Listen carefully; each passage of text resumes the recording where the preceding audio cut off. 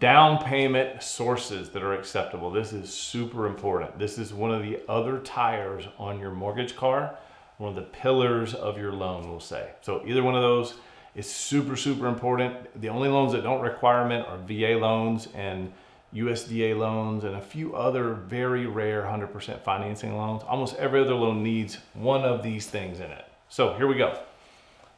Acceptable sources: money in the bank. Money under the mattress is not a good source. Money in a coffee can is not a good source. Your coin collection can be, but generally not such a good idea.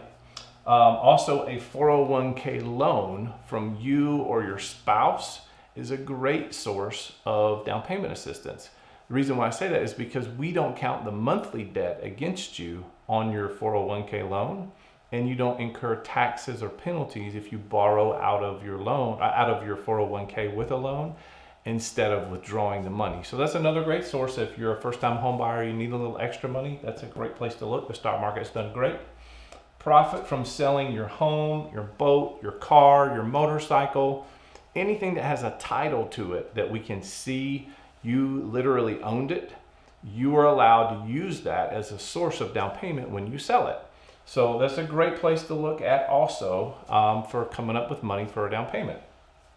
The fourth category is a loan that you take out on another asset that you own, such as a car, a boat, a motorcycle, another house. You can withdraw money from those because they're an asset and use that as a down payment on another home that you want to buy.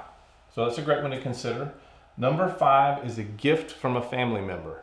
So most loans want it to be a family member. There's a few rare instances where it can be a fiance, somebody that you've lived with for a long time. You have to prove the relationship. It's a little bit more difficult if the names aren't the same or there's not a blood relationship, but it is possible.